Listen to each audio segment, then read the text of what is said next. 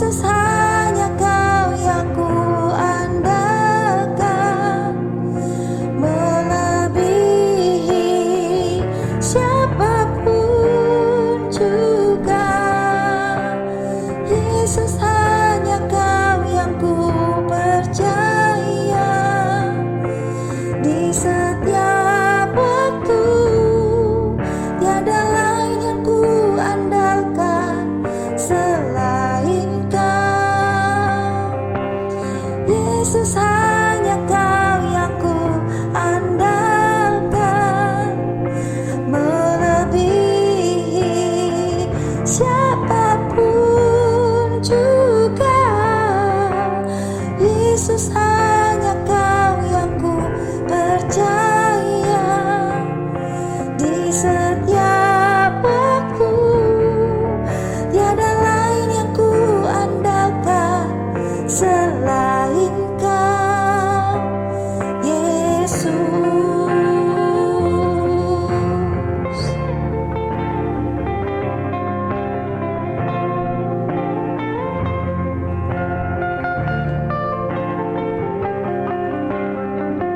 Hikmat-Mu lebihi pikiranku,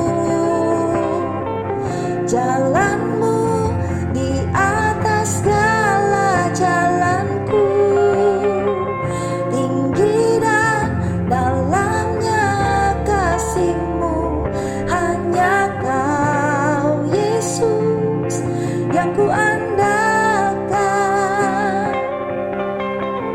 Hikmat-Mu lebihi pikiranku, jalan-Mu di atas segala jalanku. Tinggi dan dalamnya kasih-Mu, hanya Kau Yesus yang ku andalkan. Hanya Kau Yesus yang ku andalkan. Hanya Kau Yesus yang ku andalkan.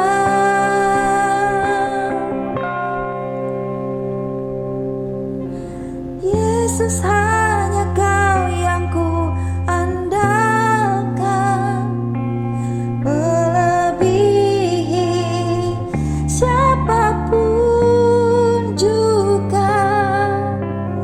Yesus, hanya Kau yang ku percaya. Di setiap waktu tiada lain yang ku andalkan selain Kau. Tiada lain yang ku andalkan selain Kau. Tiada lain yang ku andalkan selain Kau, Yesus.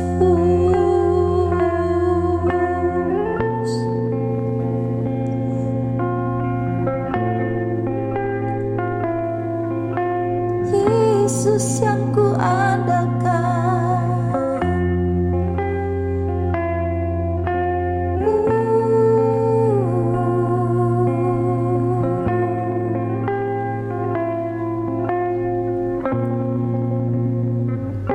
Yang ku puja hanya diri-Mu satu, yang selalu setia menolong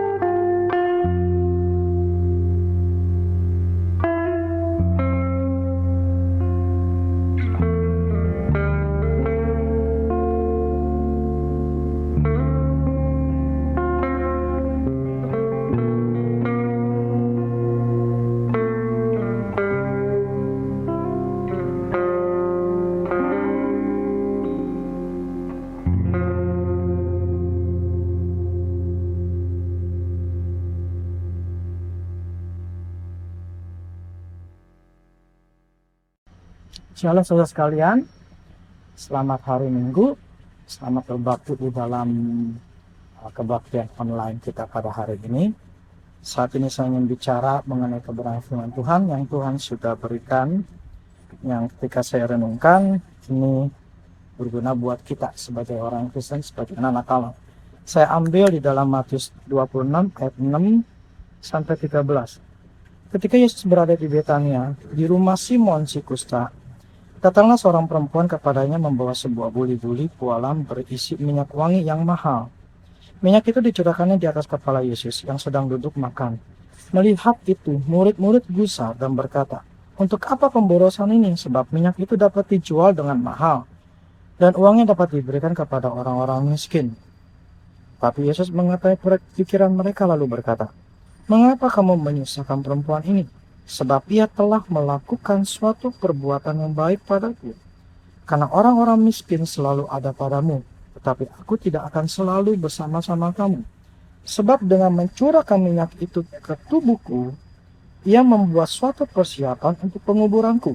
Aku berkata kepadamu, sesungguhnya di mana saja Injil ini diberitakan di seluruh dunia, apa yang dikatakannya, ini akan disebut juga untuk mengingat dia." Oke, firman Tuhan ini kita sudah selalu sering dengar bagaimana ada seorang perempuan, jadi ada di Injil Matius, Markus, kemudian ada di Lukas, Yohanes juga ada kisah ini, walaupun berbeda, ada yang itu perempuan berdosa gitu ya.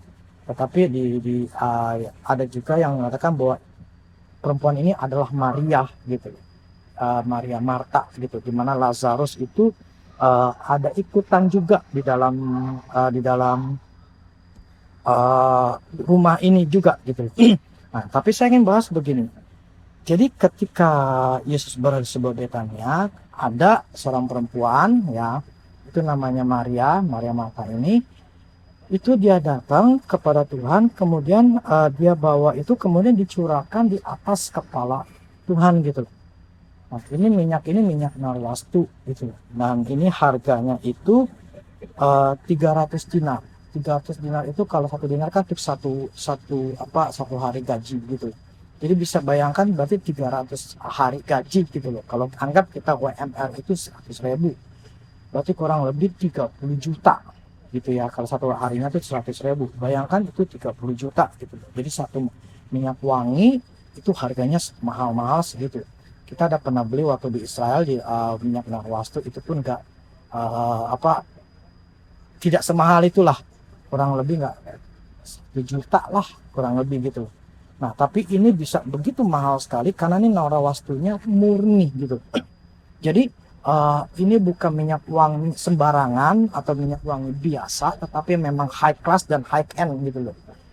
Nah, jadi ketika itu dicurahkan, mereka tahu gitu bahwa ternyata minyak wangi ini memang bukan minyak wangi murahan, dan itu mereka sudah memperkirakan itu harganya sampai 300 dinar, dan itu luar biasa mahalnya gitu loh. Minyak wangi dengan harga seperti itu, semahal-mahalnya mungkin 2 atau sampai 5 juta gitu loh. Tapi ini begitu luar biasa mahalnya sehingga mereka berpikir ini pemborosan gitu loh. Buat apa dicurahin dituangin ke kepala Tuhan gitu, mendingan dijual gitu, bisa buat dibagi-bagi orang miskin gitu. Kalau kita pengen katakan ini si Lukas, si Yudas yang ngomong seperti ini gitu. Nah, tetapi Tuhan malah berkata gitu loh, ini sesungguhnya buat persiapan untuk penguburanku gitu loh. Jadi apa yang dilakukan oleh perempuan ini itu dihargai oleh Tuhan gitu loh. Bahwa memang beberapa hari selanjutnya memang Tuhan akan disalibkan gitu. Jadi apa yang terjadi pada waktu itu sesuatu yang sebetulnya sudah dipersiapkan gitu loh. Dan ini bahkan Tuhan katakan kejadian ini akan selalu diberitakan ketika Injil diberitakan gitu. Jadi peristiwa ini akan selalu ya diomongin gitu ya, sama seperti sekarang saya sedang bicara gitu. Nah, saya maksud gini, kenapa sih si perempuan ini punya pikiran untuk mencurahkan minyak narwastu ini ke kepala Tuhan gitu loh. Apa yang menjadi di benaknya, di hatinya atau di pikirannya itu punya keinginan atau tindakan untuk mencurahkan gitu. Ya kita gini, semua tindakan kita yang lakukan pasti itu ya otak kita mikir dulu gitu loh. Gue pengen lakuin ini gitu loh. Berarti kita sudah punya setting di pikiran kita bahwa kita akan melakukan satu tindakan dengan kita men-setting di pikiran kita. Jadi sekarang gini, bagaimana dia bisa punya pikiran, dia men-setting pikirannya, aku akan mencurahkan minyak ini untuk ke Tuhan gitu loh. Apa dasarnya dia berpikir seperti itu? Nah, inilah yang akan kita bicarakan gitu loh, bahwa perempuan ini punya dasar ya, sehingga dasarnya ini akan Tuhan katakan akan diberitakan selama Injil diberitakan. Jadi ada maksud atau yang kita bisa pelajari dari perempuan ini. Nah, begini. Kenapa dia punya pikiran untuk mencurahkan minyak narwastu yang mahal itu ke atas kepala Yesus? Ketika saya coba menggali atau ini, seolah-olah dia ingin mengatakan begini, aku ingin memberikan atau mencurahkan minyak itu karena aku pernah mendapat pertolongan dari Tuhan. Nah, tetapi bagaimana caranya aku bisa membalas kebaikan atau pertolongan Tuhan? Ya, kalau kita ini bicara Maria Marta, itu bagaimana Tuhan itu membangkitkan Lazarus, itu saudaranya. Nah, dia merasa bahwa dia ditolong sama Tuhan, tetapi bagaimana caranya dia itu punya membalas atas kebaikan yang Tuhan sudah berikan sama dia. Gitu. Apa yang dia rasakan, bagaimana pertolongan Tuhan atau kebaikan Tuhan yang dia alami gitu.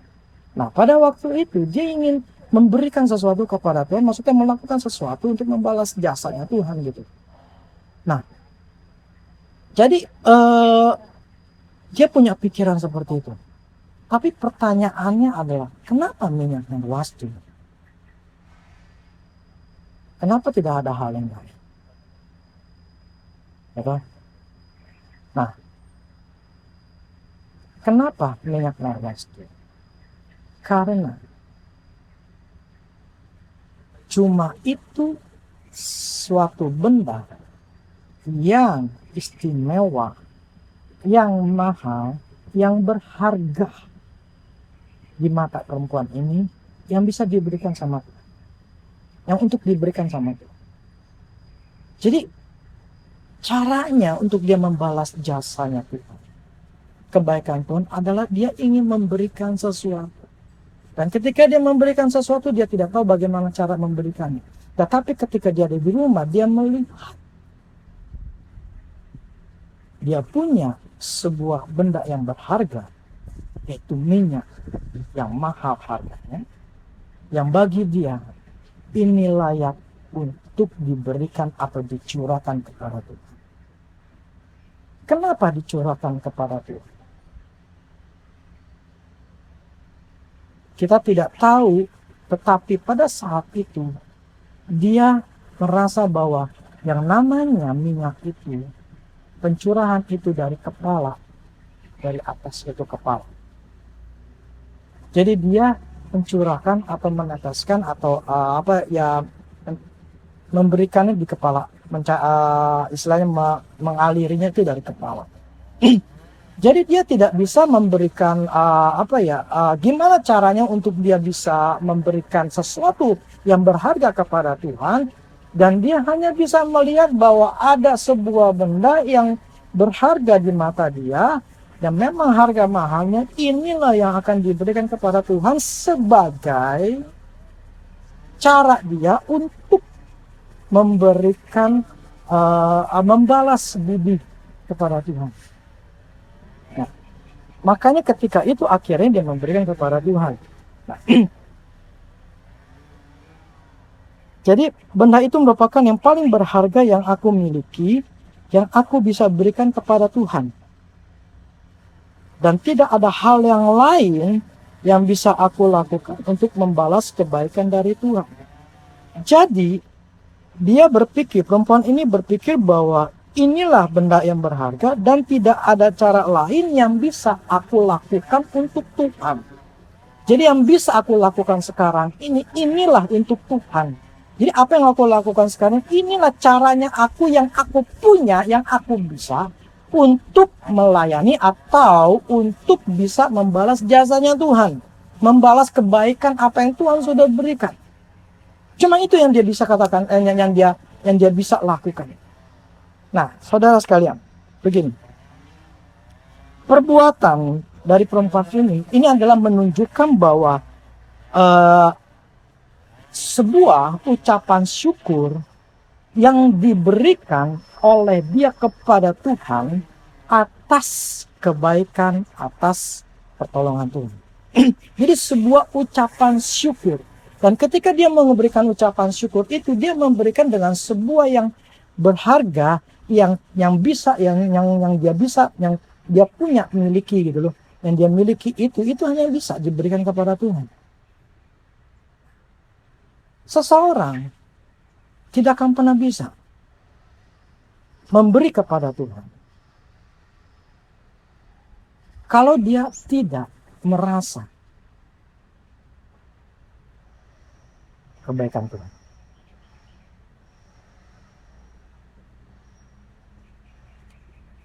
Sebab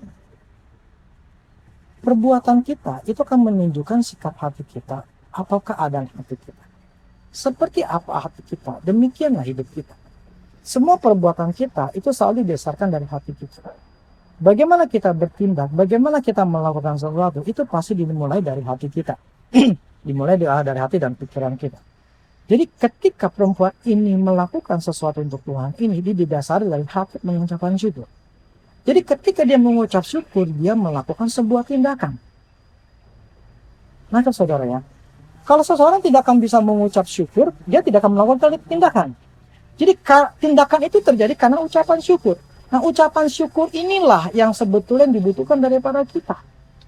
Bagaimana perempuan ini bisa mengucapkan syukur dengan sebuah tindakan yang luar biasa, yang makanya Tuhan katakan inilah akan diperhitungkan, akan diberitakan gitu. Bahwa perempuan ini dengan menunjukkan betapa bersyukurnya atas pertolongan Tuhan, dia memberi. Dan dia memberinya bukan masalah dengan cara uang, tetapi apa yang dia bisa lakukan. Jadi saudara sekalian, ketika kita merasa mengucap syukur sama Tuhan, saya katakan merasa, kalau kita menganggap kita pernah mendapat pertolongan Tuhan, kita pasti akan melakukan sesuatu untuk membalas kebaikan Tuhan. Dengan apa? Dengan apa yang kita punya, bukan dengan apa yang tidak kita punya. Tetapi dengan apa yang kita punya, apa yang kita berharga. Yang kita punya itu sebagai barang berharga. Entah itu waktu, ya, entah itu skill, kemampuan, entah itu uang, atau yang lain. Yang bagi kita misalnya waktu itu berharga. Tetapi untuk melayani Tuhan, untuk melakukan mungkin nggak apa-apa. Demi Tuhan, untuk Tuhan. Untuk menyatakan betapa gue mengasihi Tuhan.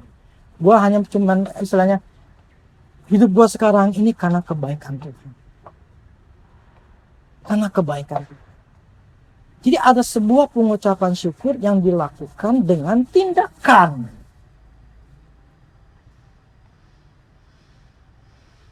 Nangkep saudara? Ucapan syukur yang dilakukan dengan sebuah tindakan.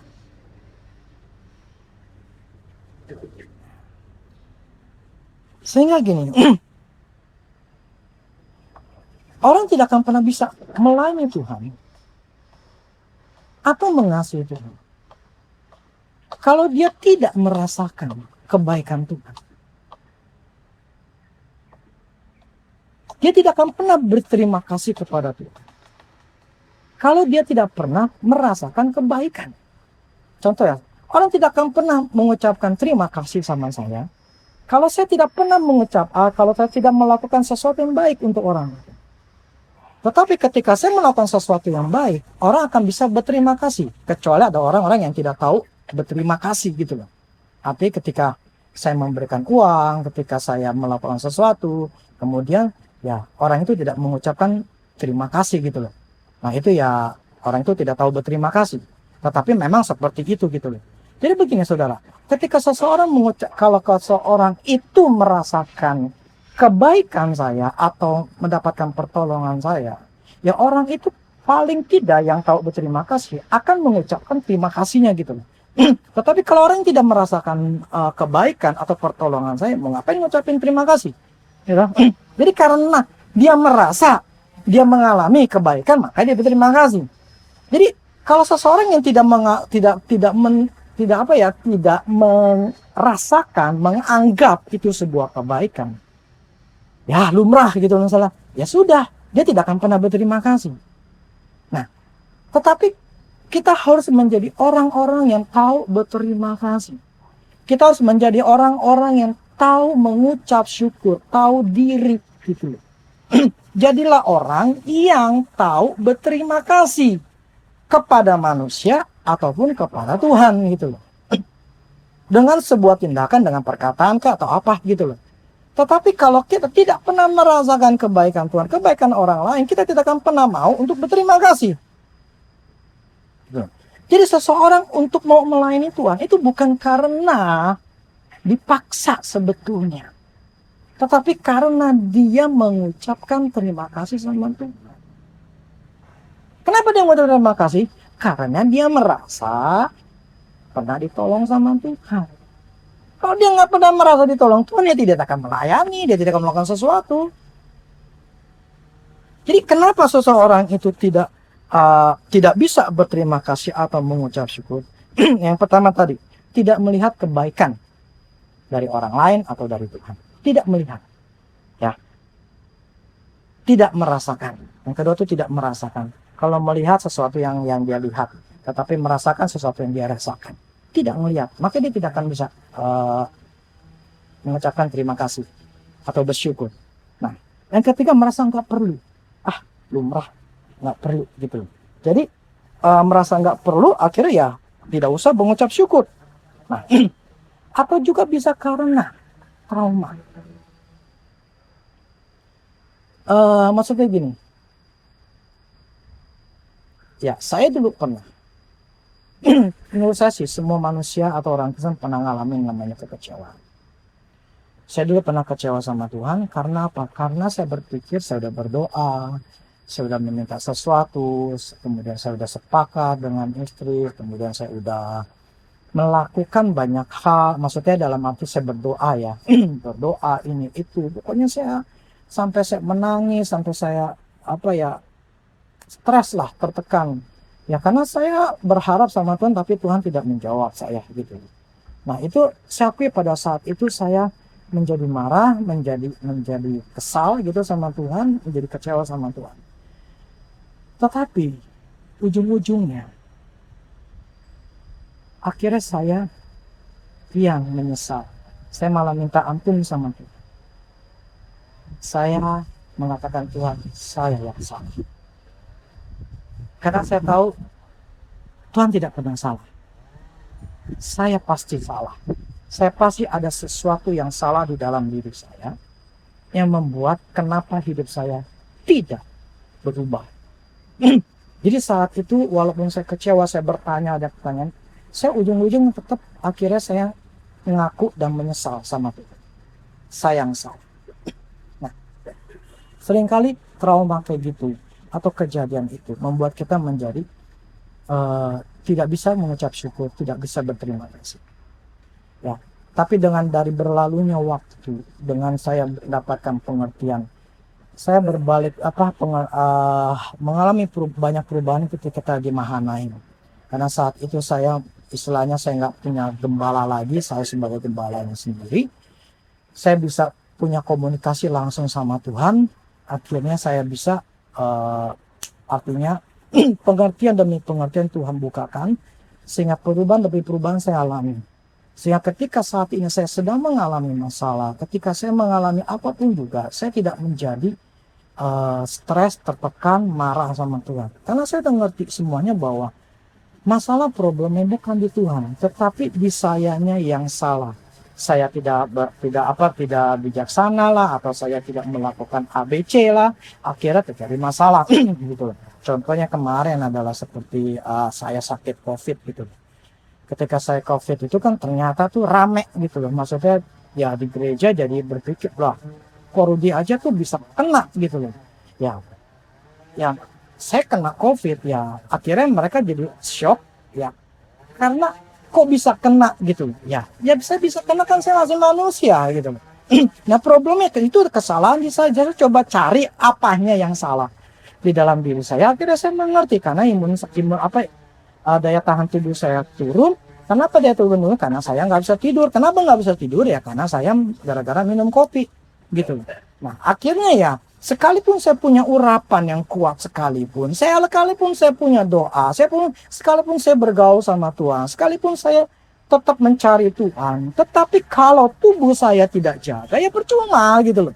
Tetap aja kena gitu loh. Kalau saya tidak mempunyai imun yang kuat, daya tahan tubuh yang kuat, ya tetap aja kena gitu loh.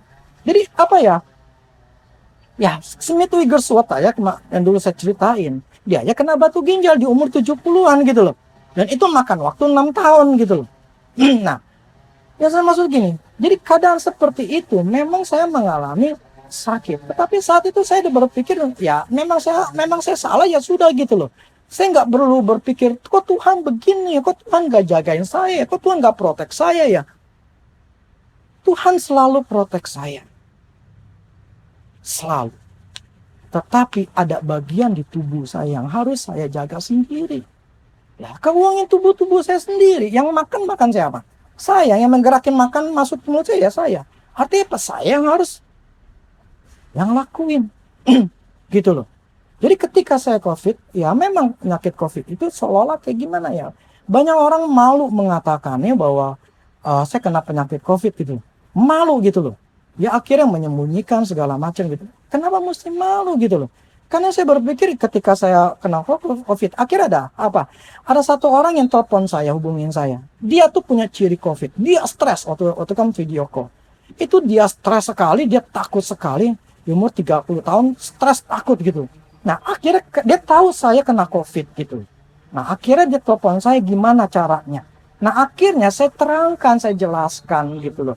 Supaya dia olahraga, supaya jangan stres. Dia bilang, aduh saya stres banget nih, saya takutnya setengah mati, karena saya jadi nggak bisa tidur. Saya bilang nggak bisa begitu, COVID itu bukan sesuatu hal penyakit yang mematikan gitu loh. Ya memang ada orang yang mati, tetapi kan kalau itu kan karena ada penyakit bawaan gitu loh. Tapi kalau kita nggak punya penyakit bawaan atau kita sehat, kita nggak kenapa-napa. Waktu saya di rumah sakit aja ada umur 70-an, itu dia punya penyakit apa, ada penyakit bawaan juga gitu loh. Hidup gitu loh. Ada penyakit bawaan umur 70 tahun laki-laki. Saya lupa jantung atau apa gitu loh.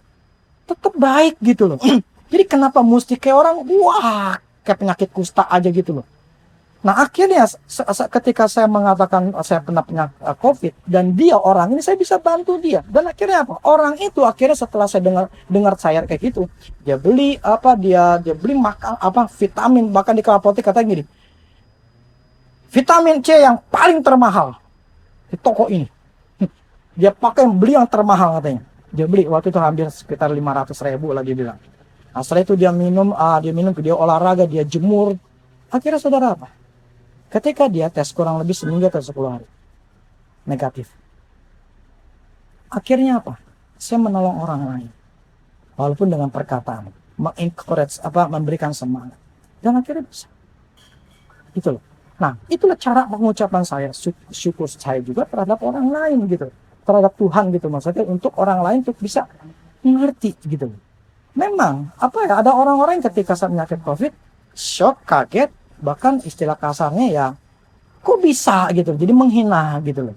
Ya emang bisa lah, saya kan masih manusia. Loh, berarti nggak jaga diri. Ginilah, saya kena COVID pun saya bersyukur. Ketika saya kena COVID pun saya tidak marah sama Tuhan, saya tidak ngamuk sama Tuhan.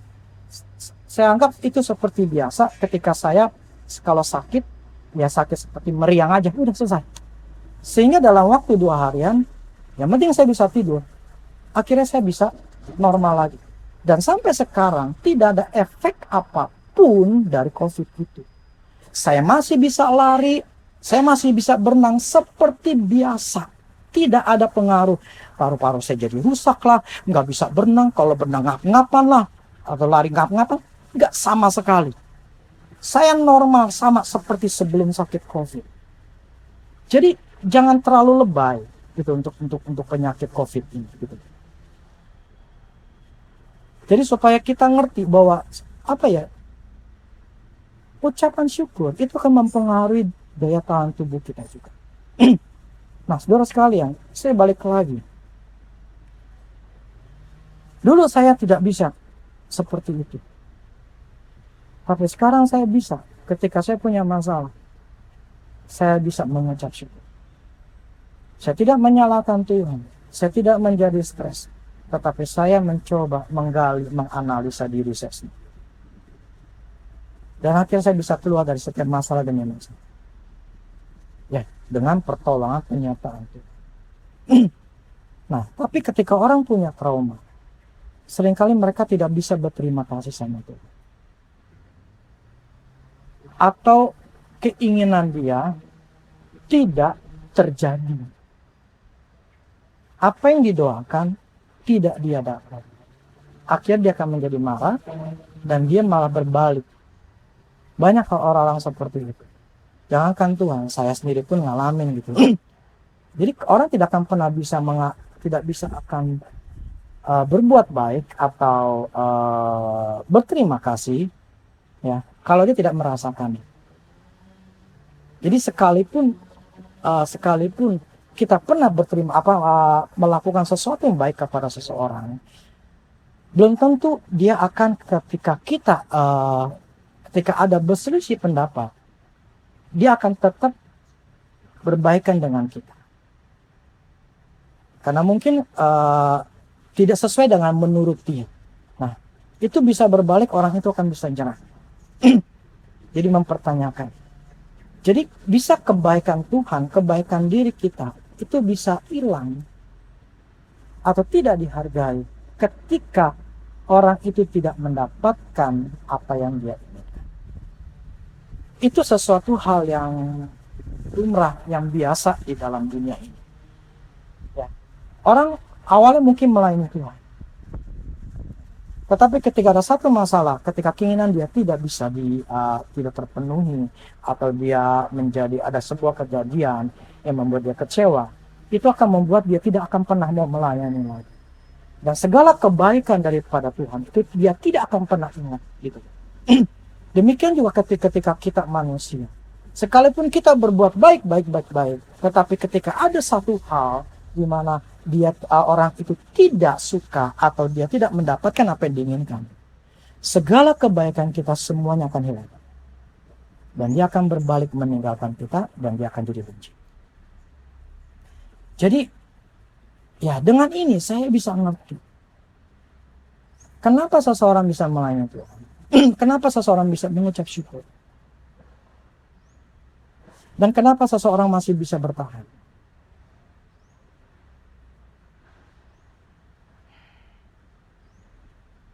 Karena merasakan atau mengalami kebaikan Tuhan yang selalu diingat.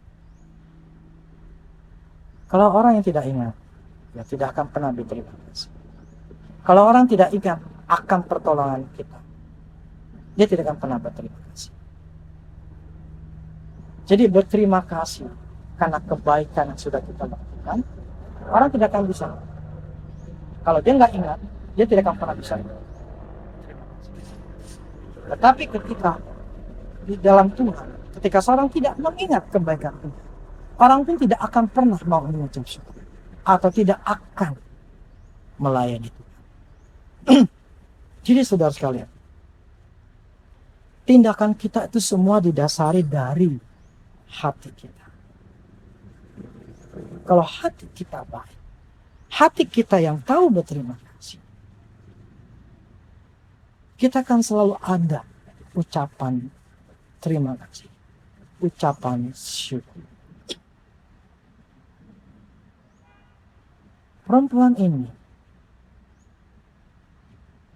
dia mengalami bagaimana pertolongan Tuhan. Dan Maria ini, dia tidak tahu bagaimana caranya membalas kebaikan Tuhan. Tetapi ketika di rumah, dia melihat minyak itu, yang sangat berharga, yang sangat mahal itu. Dan dia hanya katakan, hanya ini yang aku bisa balas untuk kebaikan Tuhan. Akhirnya dia ke Tuhan.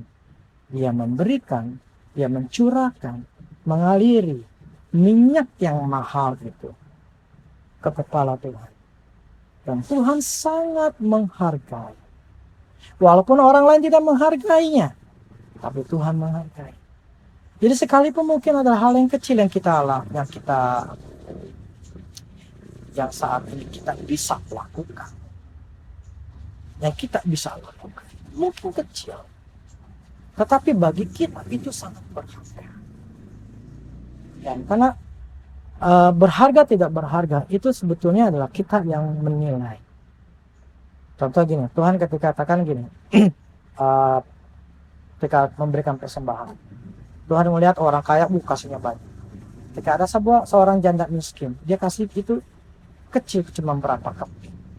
Tapi Tuhan katakan apa?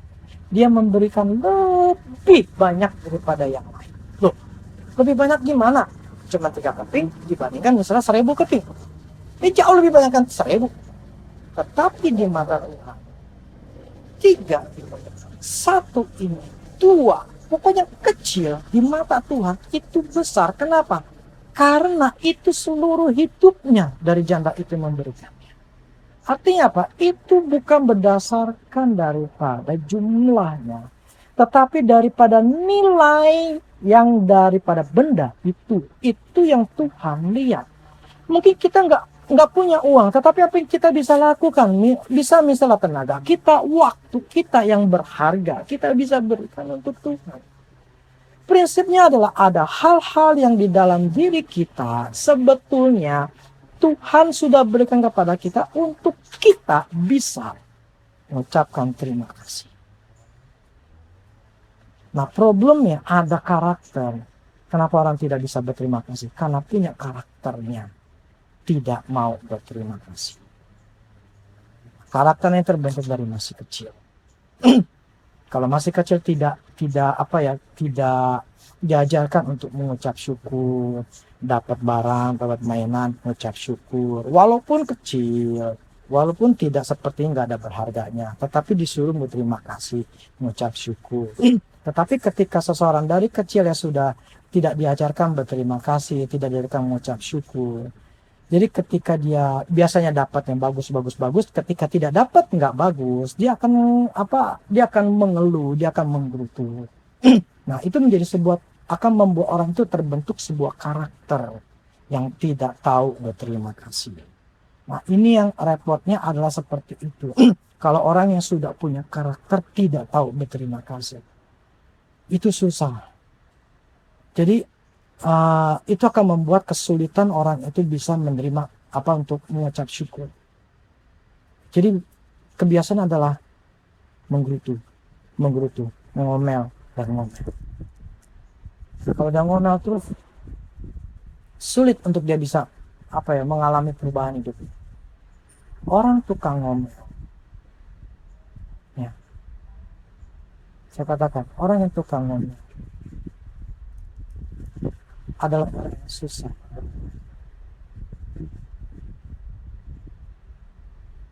Benar, saudara. Kita nih sering ngomel di rumah. Istri, biasanya perempuan. Bukan berarti suami nggak ada, suka ngegerutu. Ngomel aja. Nggak akan berubah. Hidupnya tidak akan berubah. Selalu ada hal yang diomelin. Omelin apa sih? Ada sesuatu hal yang dia tidak suka, yang dia akan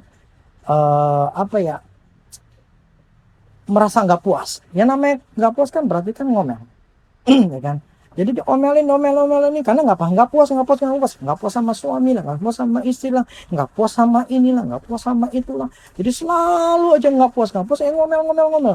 Ini punya suami nggak tahu diri, nggak bantuin gua, nggak nolong gua nih, suami begini nih, istri juga begini, nggak tahu diri, segala macam itu kita bisa ungkapkan ngomel. Orang yang ngomel itu adalah orang yang tidak bisa mengucap syukur. Dan orang yang tidak bisa mengucap syukur adalah orang yang tidak pernah bisa berubah. Orang yang yang suka ngomel adalah orang yang tidak bisa melihat kebaikan Tuhan atau kebaikan orang lain. Nggak bisa ngelihat.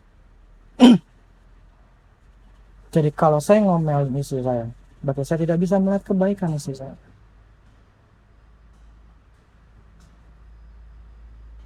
Jadi begini, yang tadi awal saya katakan, orang tidak akan bisa mengucap syukur kalau dia tidak merasakan atau tidak mengalami kebaikan dari orang itu maupun dari.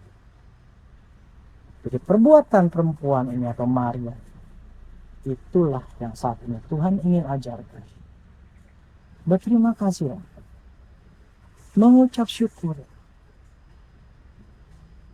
lakukan sesuatu untuk kau merasakan bahwa engkau berterima kasih atas kebaikan Tuhan, atas kebaikan bos kamu, kebaikannya dari siapapun juga, dari orang tua, dari saudara, atau dari siapapun juga.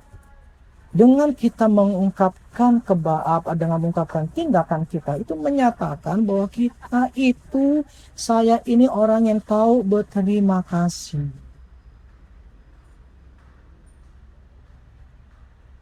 Jadi itu yang harus kita punya. Berterima kasih kepada orang tua kita. Ungkapkan dengan tindakan-tindakan yang membuktikan bahwa kita berterima kasih. Bukan kita menjadi ngomel marah sama orang tua gitu. Hal seperti itu. Kalau kita cuma hanya melihat kesalahan orang lain, kita tidak akan pernah bisa mau berterima kasih, nggak bisa gitu loh.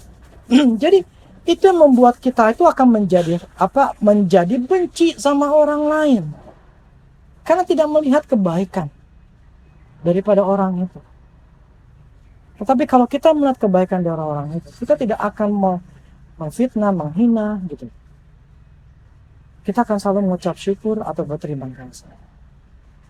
Jadi saya melihat begini, hidup ini sebetulnya kita harus bisa belajar berterima kasih di dalam berbagai macam hal yang bisa kita lakukan.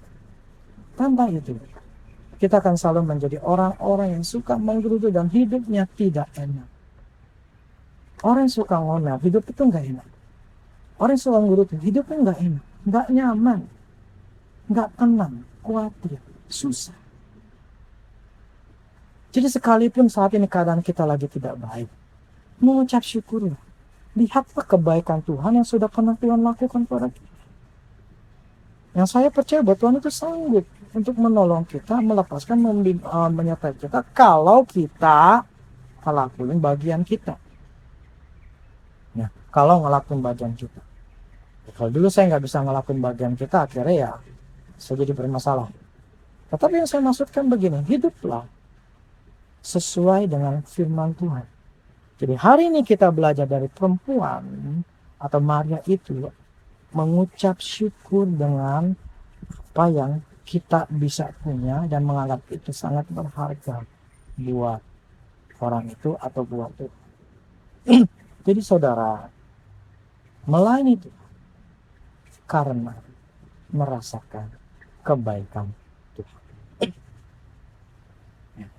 Kita tidak akan pernah bisa melayani Tuhan kalau kita tidak merasakan atau tidak pernah tolong oleh Tuhan.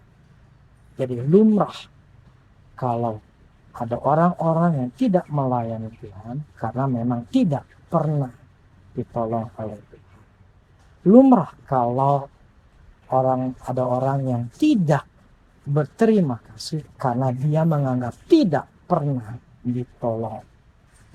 Ya, Tuhan mempunyai hati yang luar biasa, hati yang begitu istilahnya walaupun dia pernah nolong orang lain atau tolong, tetapi orang itu tidak menganggap bahwa dia pernah ditolong, ya Tuhan pun tidak menjadi marah, Tuhan pun tidak menganggap itu sebuah apa ya, yang kemudian dia akhirnya membenci gitu.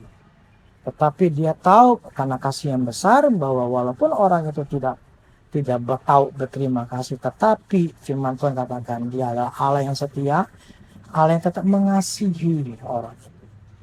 Jadi sebetulnya karakter kita seharusnya seperti Tuhan.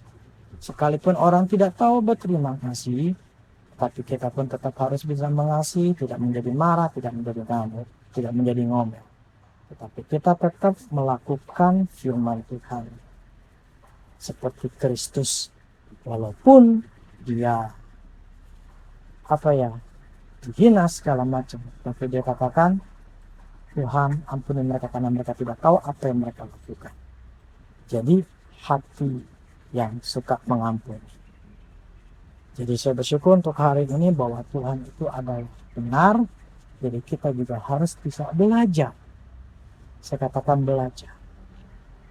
Belajarlah kenal Tuhan supaya kita selalu mengikat kebaikan Tuhan di dalam hidup kita. Jadi jangan pernah lupakan kebaikan Tuhan.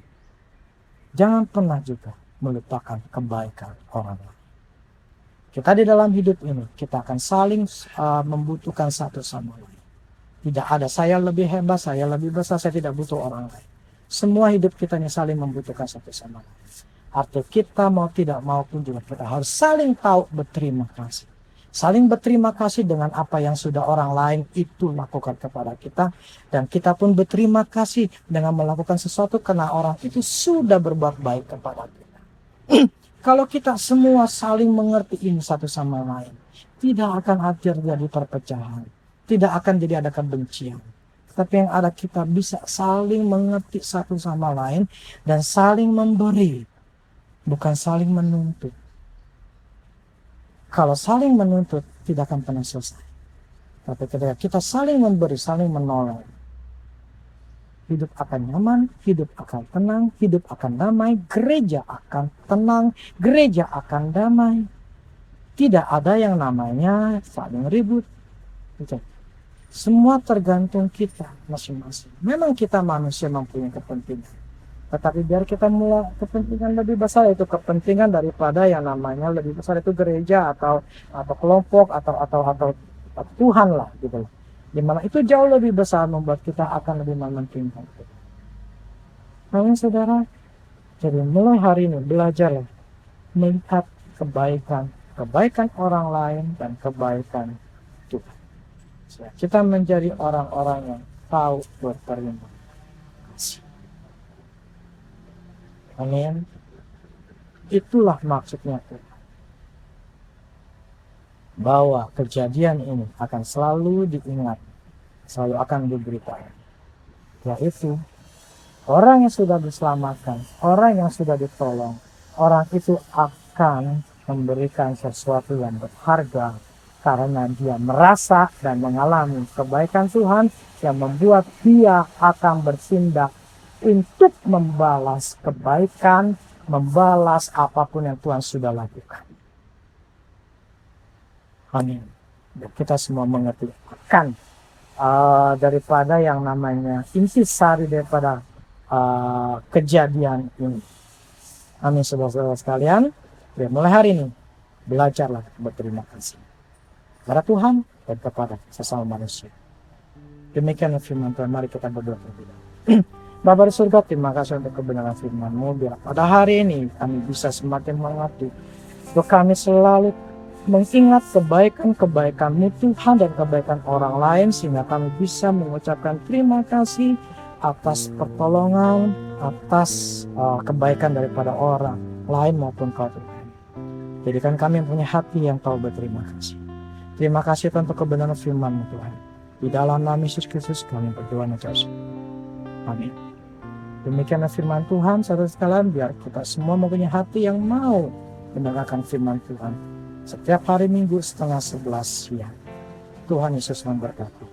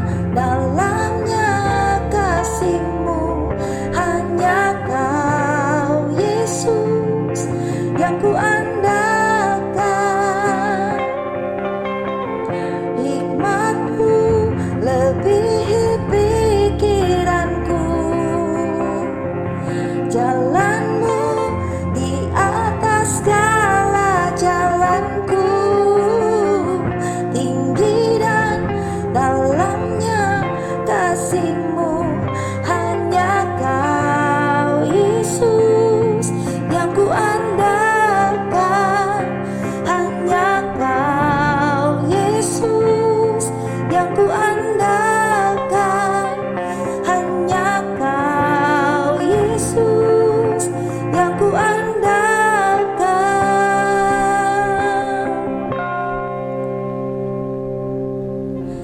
Yesus, hanya Kau yang ku andalkan, melebihi siapapun juga.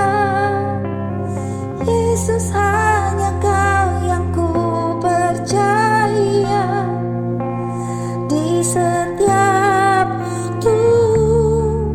Tiada lain yang ku andalkan selain Kau, tiada lain yang ku andalkan selain Kau, tiada lain yang ku andalkan selain Kau, Yesus.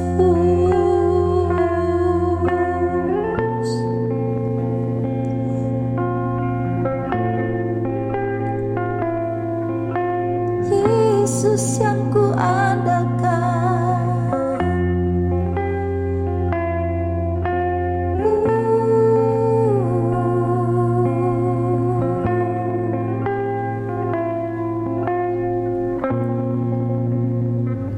Yang ku puja hanya diri-Mu satu, yang